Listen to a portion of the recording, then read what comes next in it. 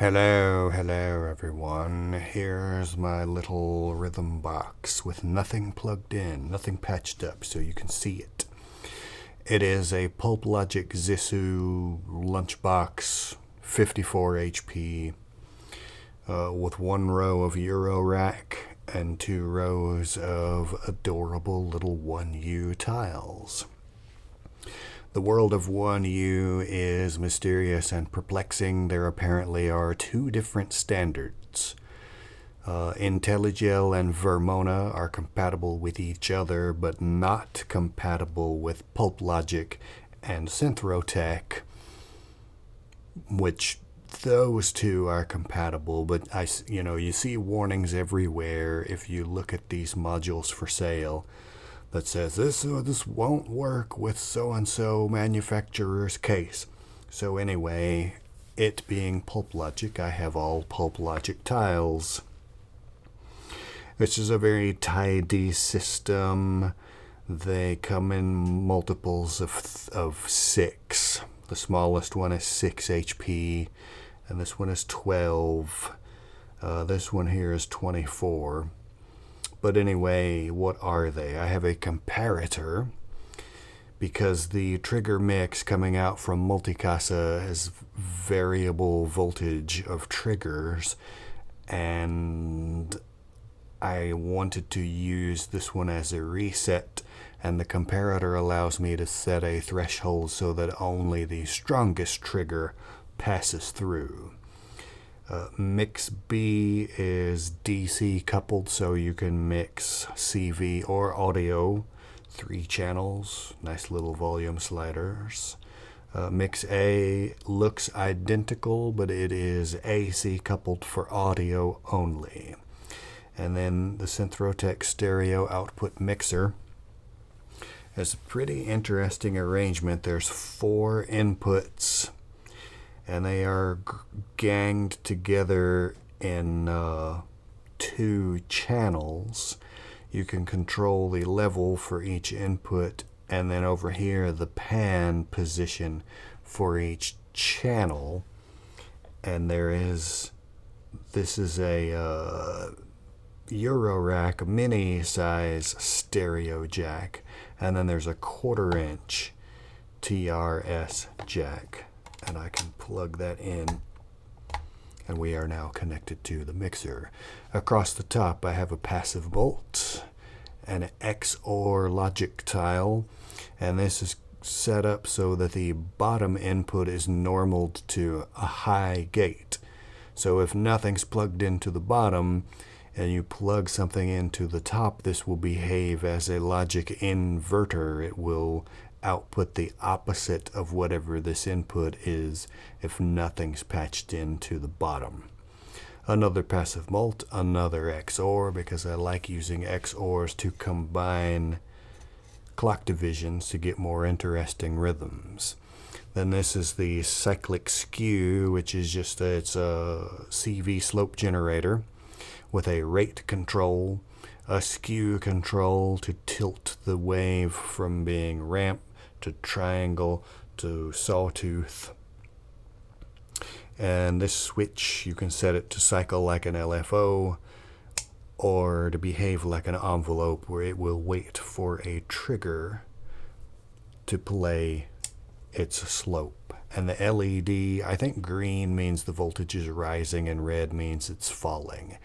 And there were dip switches on the back that you use to set its behavior and its range, whether you want it to be 10 volt or 5 volt, unipolar or bipolar. I have another passive bolt and another cyclic skew, and I use those for modulation. Now down here, of course, is Multicassa, which I have talked about before. Let me plug this into the mixer. And see, I have level control, and I can pan that left, right, middle, and all of the dividers are set to full, but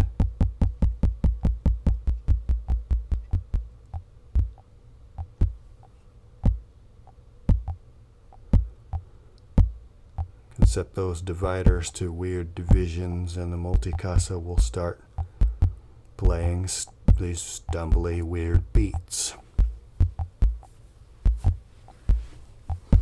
Next to that, I have the Dope for A160-2, which is far superior to the A160-1.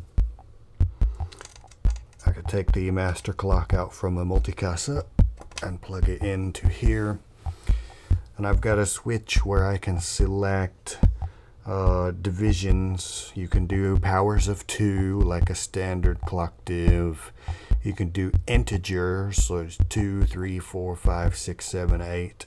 Or you can do primes, which is, let's see, 2, 3, 5, 7, 11, 13, and 17.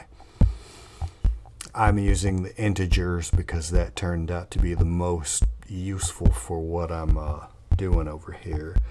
The top switch, they will operate as flip-flops like you'd expect a standard clock divider to do.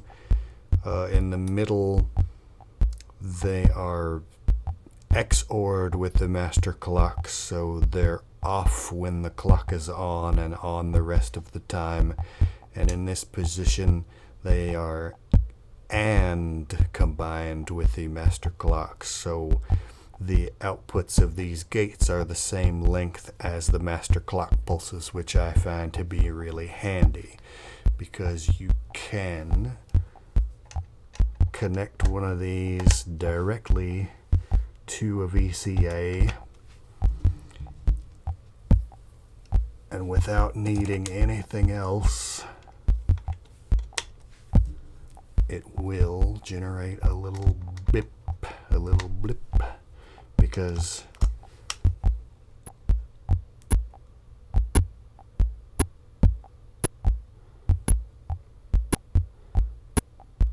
but supposing you don't want a blip, I have next to it descent, which is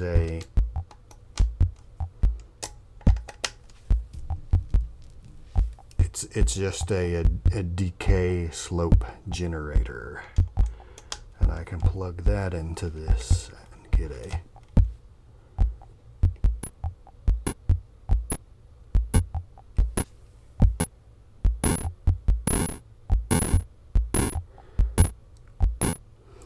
and that noise is being generated by this module down here, the ReverseLandfill NOISE.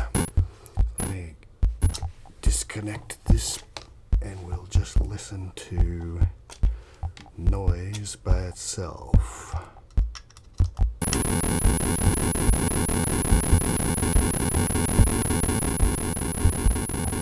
It's a CMOS logic noise generator. There are 4 oscillators which modulate each other.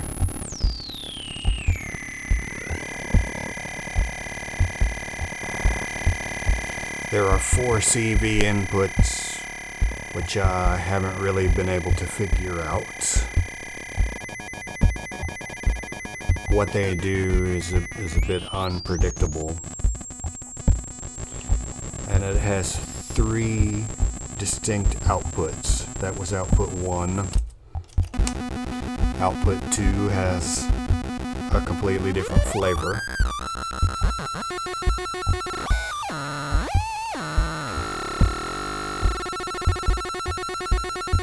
And output 3 is very special, because output 3 is controlled by the expansion, which, well, the expansion wasn't available where I got this from, but you do not need it. What this is right here is the dinky little short cable that came with my Create Audio cells, that short cable that I complained about so much in previous videos. Well, I bought a longer one, and this shorty was a spare, but it turns out I can use it as a tiny patch bay for output 3 of noise. And you can plug these DuPont wires into the sockets, because the other end of this is plugged into the expansion port on the back of the module. And you can mix 3 of the clock divisions to tailor output 3 to your tastes. Fantastic. I'm running out of time. The other contents of this case are the SPO for tailoring CV, the MMF for doing filter sweeps, and Propust for some passive filtering and EQ duties, which are quite necessary here. Anyway, thanks y'all for watching. Hope this was interesting. I'll briefly mention my Bandcamp, my Patreon, and my Ko-fi, and that's it. See you guys next time. Thanks for watching.